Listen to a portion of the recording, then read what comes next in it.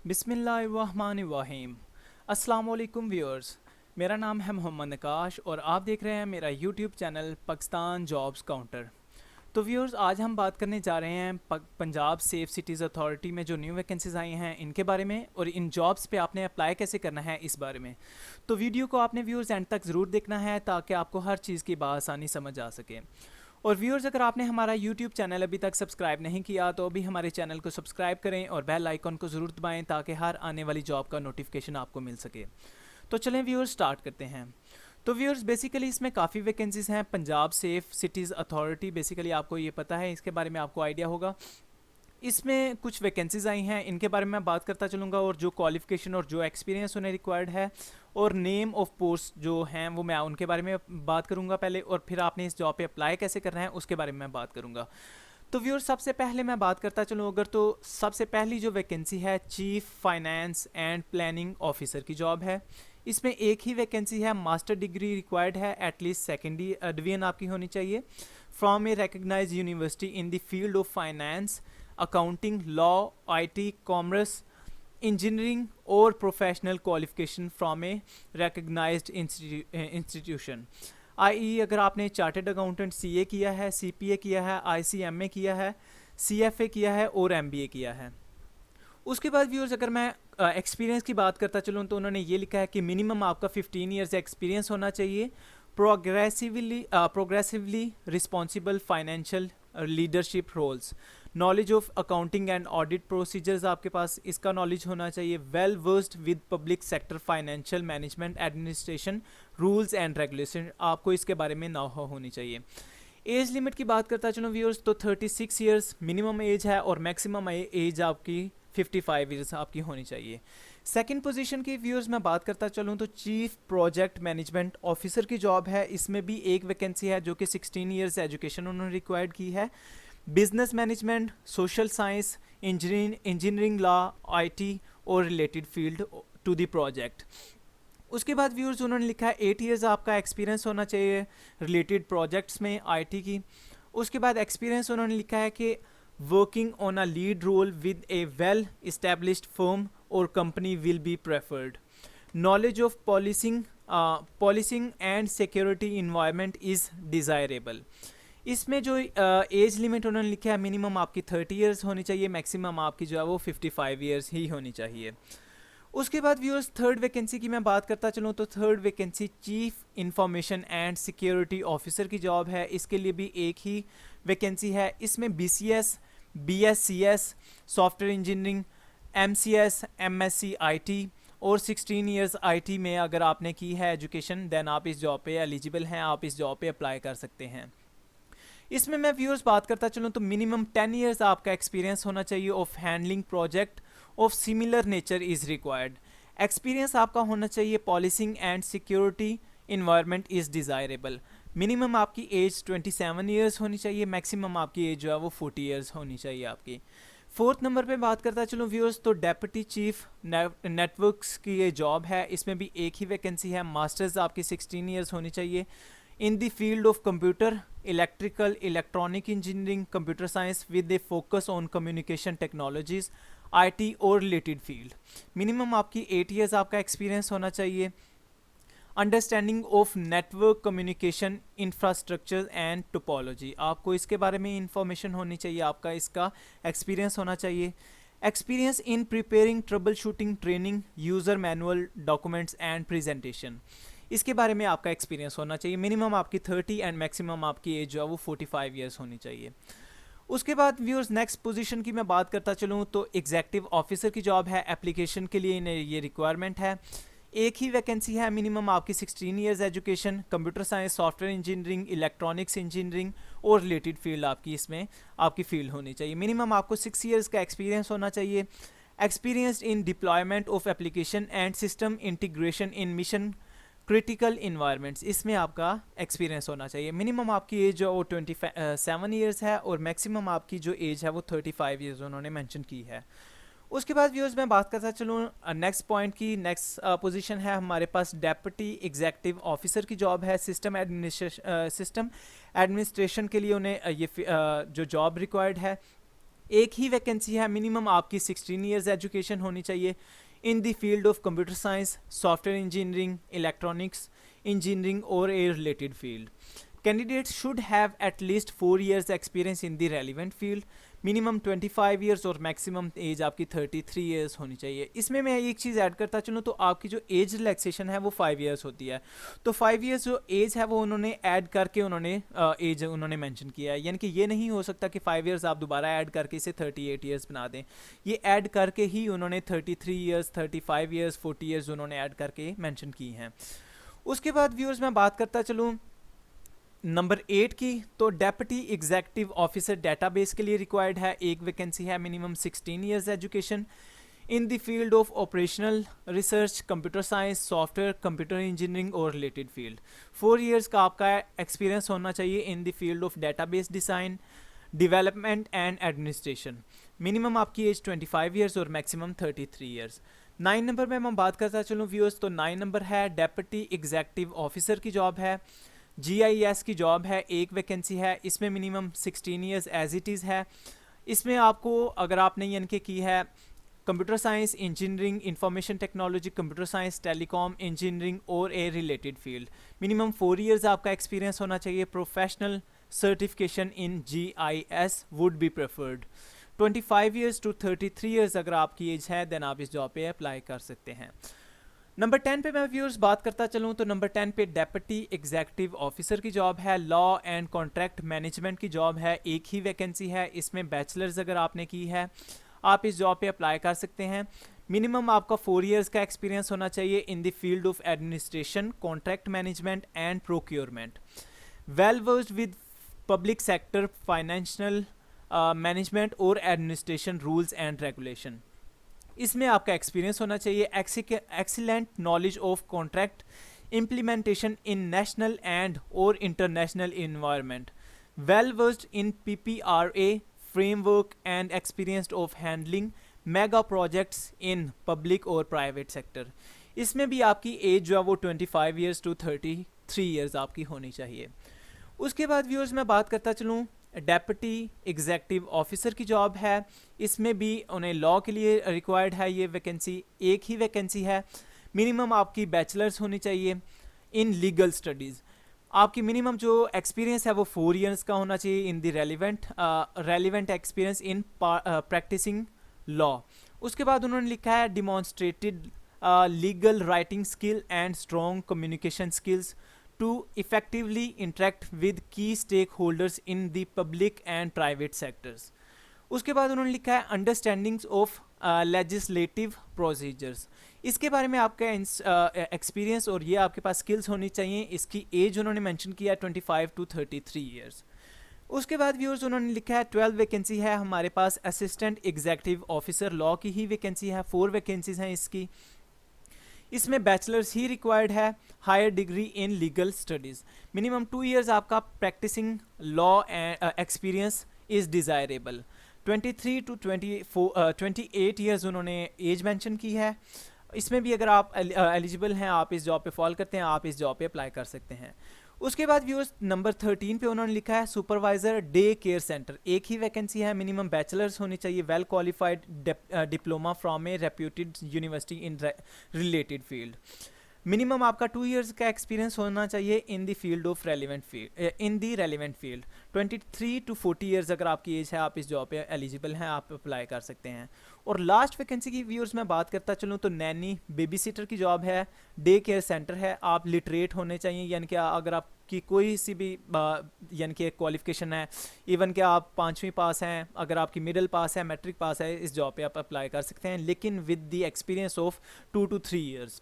Relevant आपके पास experience होना चाहिए. 20 टू 30 ईयर्स आपकी एज होनी चाहिए.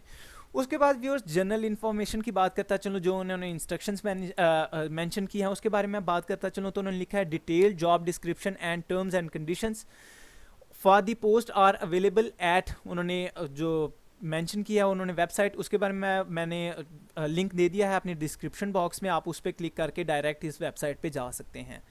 नंबर 2 पे उन्होंने लिखा है interested candidate from serial 1 to 13 में apply online through PSCA website. psca.gop.pk/career। इस पे आपने अप्लाई करना है। लास्ट डेट 25 मार्च इसकी लास्ट डेट है। और उसके बाद उन्होंने ये लिखा है hard copy duly signed online application form along with attested copies. आपने अटेस्टेड कॉपीज़ करवा लेनी है।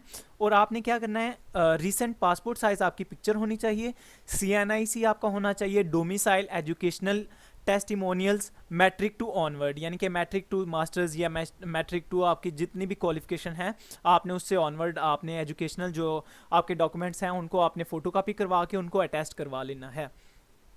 और उन्होंने ये मेंशन किया है कि एक्सपीरियंस सर्टिफिकेट जो via courier to the following address not later than 28 March, यानी कि आपने 28 मार्च से आपने डिले नहीं करना, 28 मार्च से आप तक आपकी जो हार्ड कॉपीज़ हैं वो उनको पहुंच जानी चाहिए। उसके बाद व्यूअर्स उन्होंने ये लिखा है कि इंटरेस्टेड कैंडिडेट्स फ्रॉम सीरियल 14, यानी कि जो सीरियल 14 के लिए एलिजिबल हैं वो send their application by post including updated CVs, attested copies of CNIC, recent photograph, passport size photograph, educational and experience certificates on the address mentioned below not later than 20, यानी कि 28 मार्च से आपके ये भी लेट नहीं होना चाहिए, आपने पोस्ट कर देना है, लेकिन इसके लिए आपको ऑनलाइन अप्लाई करने की ज़रूरत नहीं है। उसके बाद उन्होंने व्यूअर्स 4th नंबर पे लिखा है candidates already employed in government और semi government organisations must apply through proper channel, यानी कि आपने प्रॉपर NOC लेके आपने फिर इस जॉब पे अप्लाई करना है। उसके बाद व्यूअर्स नंबर 5 पे उन्होंने लिखा है PSCA reserves the rights to accept reject an application और recruitment process at any stage, यानी कि वो किसी भी टाइम पे आपको एक्सेप्ट या रिजेक्ट, किसी भी टाइम पे आपका रिक्रूटमेंट प्रोसेस वो कैंसिल कर सकते हैं या एक्सेप्ट कर सकते हैं। उसके बाद उन्होंने लिखा है व्यूअर्स के बाय हैंड और incomplete without online application late submission of application will be not entertained, यानी कि अगर आप लेट सबमिशन कर रहे हैं या आपने इनकम्प्लीट किया या आप बाय हैंड जमा करवा रहे हैं, आप इस जॉब पे आप एलिजिबल नहीं होंगे, आप इस जॉब पे अप्लाई नहीं कर सकते। नंबर 7 पे व्यूअर्स उन्होंने लिखा है experience the experience as part time honorary self employed and apprentice internee will not be considered counted as experienced, यानी कि अगर आपने पार्ट टाइम जॉब किया है ऑनरी के तौर पे या सेल्फ एम्प्लॉयड के तौर पे आपने काम किया या इंटर्नी एज एन इंटर्नी आपने जॉब किया है, आपका वो एक्सपीरियंस में काउंट नहीं होगा। आपके पास प्रॉपर एक्सपीरियंस सर्टिफिकेट्स होने चाहिए, देन आप इस जॉब पे एलिजिबल हैं, आप इस जॉब पे अप्लाई कर सकते हैं। उसके बाद व्यूअर्स नंबर 8 पे उन्होंने मेंशन किया है in case of foreign degree equivalence certificate from HEC must be provided, यानी कि अगर आपने फॉरेन डिग्री की है तो आपके पास HEC की इक्विवेलेंस सर्टिफिकेट आपके पास लाजमी होना चाहिए। उसके बाद व्यूअर्स उन्होंने लिखा है result awaiting candidates are not be eligible, वो अप्लाई नहीं कर सकते। नंबर 10 पे उन्होंने लिखा है in case of exigency number of vacancy can be increased और decreased at any time of without any notice, यानी कि इंक्रीज भी कर सकते हैं और डिक्रीज भी कर सकते हैं नंबर ऑफ वैकेंसीज को। उसके बाद नंबर 11 पे लिखा है only short listed candidates will be called for interview, जो कि शॉर्ट लिस्ट होंगे वही कॉल किए जाएंगे इंटरव्यू के लिए। इन case of final selection HEC verified degree और ट्रांसक्रिप्ट विल बी रिक्वायर्ड, जब आपकी फाइनल से रिक्वायर्ड होंगी। नंबर 13 पे उन्होंने व्यूअर्स लिखा है subsequent tests and interviews will be conducted by the authority, यानी कि जो आपके इंटरव्यूज़ और सबसिक्वेंट टेस्ट होंगे वो जो कंडक्टेड अथॉरिटी है वही कंडक्ट करेगी। उसके बाद उन्होंने व्यूअर्स 14 नंबर पे लिखा है कि TADA आपको जो है वो no TADA will be admissible, यानी कि आपको TADA नहीं दिया जाएगा, ट्रैवलिंग अलाउंस आपको नहीं दिया जाएगा। उसके अलावा उन्होंने लिखा है कि अगर आपको किसी भी कोई भी क्यूरी या कोई भी आपके पास क्वेश्चन है आप इस नंबर पे कॉल कर सकते हैं या आप हमें ईमेल कर सकते हैं recruitment@psca.gop.pk, आप इस पे ईमेल कर सकते हैं या मेंशनड आप उस नंबर पे कॉल कर सकते हैं। आपको किसी भी क्यूरी की समझ नहीं आ रही आप उस जॉब पे यानी कि इस नंबर पे कॉल करके आप पूछ सकते हैं। उसके बाद व्यूअर्स मैं बात करता चलूँ कि आपने इसे अप्लाई कैसे करना है, तो आपने गूगल पे जाके लिख लेना है इधर PSCA, जो कि मैंने ऑलरेडी इसका मेंशन कर दिया अपने वेबसाइट पे, आप उस पर डायरेक्ट क्लिक कर सकते हैं .gop.pk/careers, यही उनकी वेबसाइट है, आप इधर देख सकते हैं www.psca.gop.pk/career। इस पे आपने डायरेक्ट क्लिक करना है, आपके पास उनकी ऑफिशियल वेबसाइट जो कि डायरेक्ट उस पेज पे आपको ले जाएगी, आपने गूगल पे जाके इसे लिख लेना है डिस्क्रिप्शन बॉक्स में भी इसे मैंने मेंशन कर दिया, अगर आप उस पर क्लिक करेंगे डायरेक्ट इसी पेज पे आप आ जाएंगे। उसके बाद कैरियर्स जो कि जॉब्स हैं उनकी व्यूज़ वो आ जाएंगी, आप इधर देख सकते हैं उनकी जो जॉब्स हैं आप वो आ जाएंगी। आप किस जॉब पे अप्लाई करना चाह रहे हैं वो अप्लाई नाउ जो कि ओपन एडवर्टीजमेंट है आपने उस पर अप्लाई करना है। लेट्स सपोज अगर इसकी closing date first employment opportunity इसकी है तो ओपन एडवर्टीजमेंट पे आप क्लिक करेंगे, जो कि ऑलरेडी हम इस पे डिस्कस कर चुके हैं, ये आ जाएंगी। इस पे अप्लाई नाउ पे आपने क्लिक करना है व्यूअर्स। तो सबसे पहले आपने अपना अकाउंट बनाना है। तो अगर आपका ऑलरेडी अकाउंट नहीं है तो आप इसे अकाउंट में बना लेंगे, don't have an account. Sign up पे क्लिक करेंगे व्यूअर्स। साइन अप पे क्लिक करने के बाद हम रजिस्टर करेंगे। आपने अपना इधर ईमेल लिख लेना है और उसके बाद आपका पासवर्ड आ जाएगा। तो पासवर्ड व्यूअर्स आपने इधर कोई सा भी लिख लेना है। लेट्स सपोज मैं अगर इधर अपना पासवर्ड लिखता हूँ, पासवर्ड लिखने के बाद आपने रजिस्टर पे क्लिक करना है। मस्ट बी वन, उन्होंने पासवर्ड के बारे में लिखा है कि must be one upper case and special character and one, यानी कि अब मैं कोई भी सजेस्टेड अगर मैं सजेस्टेड करूँगा तो वो सामने शो हो जाएगा। लेट्स सपोज अगर मैं अपर केस लिखता हूँ देन लोअर केस आ जाएगा, उसके बाद एक स्पेशल करैक्टर और मैं नंबर्स लिख लेता हूँ। अब मेरे पास ये आ जाएगा। उसके बाद मैंने नंबर अपना पासवर्ड मेंशन कर दिया। उसके बाद मेरे पास अब आ जाएगा यानी कि दोबारा आ जाएगा। अब मैंने इधर अपना दोबारा अपना लिख लेना है अपनी ईमेल एड्रेस। ईमेल एड्रेस लिखने के बाद मैंने दोबारा अपना पासवर्ड लिखना है। अब मेरे पास दोबारा पासवर्ड आ जाएगा। पासवर्ड टाइप करने के बाद आपने साइन इन पे क्लिक करना है। साइन इन पे क्लिक करने के बाद वेरीफाई योर ईमेल एड्रेस। उसके बाद व्यूअर्स मैं सबसे पहले ये जो उन्होंने कैप्चा लिखा है, कैप्चा में मैं इधर लिख लूँगा कैप्चा ART5TK, इसे आपने लिख लेना है। और उसके बाद आपने रीसेंड ईमेल इस पे आपने क्लिक कर लेना है। उन्होंने ये लिखा है ए वेरिफिकेशन। लेट्स सपोज मैं अपनी ईमेल एड्रेस देख लेता हूँ, मुझे ईमेल आ गई होगी तो मैं ईमेल पे जाके डायरेक्ट उस पर मैं क्लिक कर लूँगा। अब ये मेरे पास ईमेल आ गई है उनकी। अब इस पे मैं क्लिक करूँगा, अब मेरे पास ऑलरेडी जो है वो हो जाएगा। अब दोबारा मुझे टाइप पासवर्ड करना पड़ेगा।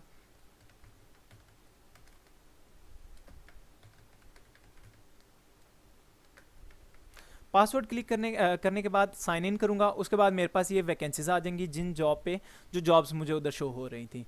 तो अब व्यूअर्स आपने देख लेना है कि आप किस जॉब पे एलिजिबल हैं, किस जॉब पे आप अप्लाई करना चाह रहे हैं। उस पर उन्होंने वही लिखा है कि लास्ट डेट क्या है, मिनिमम आपकी एज कितनी होनी चाहिए, मैक्सिमम आपकी एज कितनी होनी चाहिए। सैलरी भी उन्होंने इवन के मेंशन किया है कि किस जॉब के लिए आपको कितनी सैलरी पे की जाएगी। लेट्स सपोज अगर सुपरवाइज़र की मैं बात करता चलूँ तो 40,000 वो आपको मैक्सिमम पे करेंगे। उसके बाद असिस्टेंट एग्जीक्यूटिव ऑफिसर के लिए मैं बात करता चलूँ 1,25,000 अप टू होगी, यानी कि इससे कम भी हो सकती है और अप टू 125 यानी कि 1,25,000 भी हो सकती है। तो व्यूअर्स आप जिस भी जॉब के लिए एलिजिबल थे, आप जिस भी जॉब के लिए अप्लाई करने जा रहे थे या जिस जॉब के लिए आप करना चाह रहे हैं, आपने उस जॉब पे अप्लाई करना है। लेट्स सपोज अगर मैं सुपरवाइज़र के लिए अप्लाई करता हूं तो अप्लाई पे क्लिक करूंगा। फिर उन्होंने रिस्पॉन्सिबिलिटीज़ दी हैं, आपने इन रिस्पॉन्सिबिलिटीज़ को अच्छे तरीके से पढ़ लेना है। आप अगर इनको आपके पास इनका एक्सपीरियंस है देन आपने अप्लाई फॉर दिस जॉब आपने करना है। उसके बाद व्यूअर्स आपके पास ये कुछ आ जाएगा। आपने नेम ऑफ कैंडिडेट अपना फुल नेम लिख लेना है जो कि आपके CNIC पे होगा, आपने वो लिख लेना है। उसके बाद आपका फादर या गार्डियन नेम आपने वो लिख लेना है, फादर और गार्डियन नेम। उसके बाद आपका CNIC नंबर आ जाएगा, CNIC आपने लिख लेना है। उसके बाद आप मेल हैं फीमेल हैं, आपका जेंडर क्या है आपने वो लिख लेना है। उसके बाद आपकी डेट ऑफ बर्थ आ जाएगी। डेट ऑफ बर्थ लिखने के बाद आपका डोमिसाइल आ जाएगा, किस सूबे से आप बिलोंग करते हैं। ये सिर्फ पंजाब के लिए हैं तो सिर्फ पंजाब वाले ही इस पे अप्लाई कर सकेंगे। उसके बाद व्यूअर्स आपका डिस्ट्रिक्ट आ जाएगा, आपने डिस्ट्रिक्ट इधर लिख लेना है। उसके बाद आपका कॉन्टैक्ट नंबर आ जाएगा, एमरजेंसी कॉन्टैक्ट नंबर, आप किसी बड़े भाई या घर के किसी भी फ़र्द का आप कॉन्टैक्ट नंबर लिख सकते हैं। उसके बाद आपका पोस्टल एड्रेस यानी कि आपका करंट एड्रेस जो कि आपका होगा आपने वो इधर मेंशन कर लेना है। ये करने के बाद व्यूअर्स आपने यानी कि सेव एंड नेक्स्ट कर लेना है। अब नेक्स्ट पे व्यूअर्स हमारे पास, अब जब तक मैं ये नेक्स्ट नहीं करूँगा मेरा जो वो नेक्स्ट पेज ओपन नहीं होगा। तो व्यूअर्स नेक्स्ट करने के बाद आपकी एजुकेशन आ जाएगी, आपने अपनी एजुकेशन लिख लेनी है। आपने यानी कि थ्रू ऑनवर्ड यानी कि मैट्रिक टू ऑनवर्ड आपकी जितनी भी एजुकेशन थी, आपकी आपके number of marks, total number of marks, आपका CGPA वगैरह वो सारा कुछ आपने इधर मेंशन करना पड़ेगा। आपने इंस्टीट्यूट से अपनी डिग्रीज ली हैं या किस इंस्टीट्यूट से आपने मैट्रिक या इंटर किया है आपने, वो आपने मेंशन करना पड़ेगा। उसके बाद व्यूअर्स आपके पास एक्सपीरियंस आ जाएगा, आपने एक्सपीरियंस लिख लेना है। एक्सपीरियंस आपने किन ऑर्गेनाइजेशन में काम किया है, कौन सा डेजिग्नेशन था, किस डेट से आपने स्टार्ट किया था, किस डेट तक आपने वो उस ऑर्गेनाइजेशन में काम किया, आपने वो एक्सपीरियंस में जाके मेंशन कर देना है। तो व्यूअर्स ये आपने सब कुछ करने के बाद आपके पास सबमिट का फॉर्म आएगा। सबमिट में आपने अच्छी तरीके से गो थ्रू कर लेना है कि आपने कोई यानी कि आपने कोई मिस्टेक तो नहीं की, कोई टाइपिंग मिस्टेक तो नहीं हुई।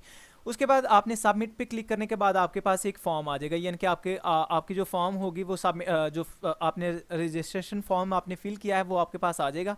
आपने उसका एक प्रिंट आउट ले लेना है। प्रिंट आउट लेने के बाद आपने अपनी सारी अटेस्टेड कॉपीज़ जो उन्होंने इधर मेंशन की थी आपका थ्रू एकेडमिक कैरियर, आपने जितनी भी आपकी डिग्रीज थी आपने वो फोटोकॉपी करवा लेनी है। उसके बाद आपके एक्सपीरियंस सर्टिफिकेट्स की कॉपी होनी चाहिए, आपका डोमिसाइल, आपका CNIC, आपकी CV वगैरह जो भी उन्होंने मेंशन किया आपने उनकी अटेस्टेड फ़ोटो कॉपीज़ करवा के आपने जो पता उन्होंने मेंशन किया, जो पोस्टल उन्होंने मेंशन किया, आपने उस पते पे आपने कोरियर कर देनी है। और मेक श्योर ये करना है कि वो 28 मार्च से पहले पहले उनके पास पहुंच जाए। तो व्यूअर्स आज के लिए बस इतना ही था। उम्मीद करता हूं आपको हमारी वीडियो पसंद आई होगी। अगर आपको हमारी वीडियो पसंद आई है तो लाइक ज़रूर कीजिएगा, कमेंट सेक्शन में अपनी राय का इजहार ज़रूर कीजिएगा। मिलते हैं अगली वीडियो में। अगली वीडियो तक के लिए अल्लाह हाफिज़।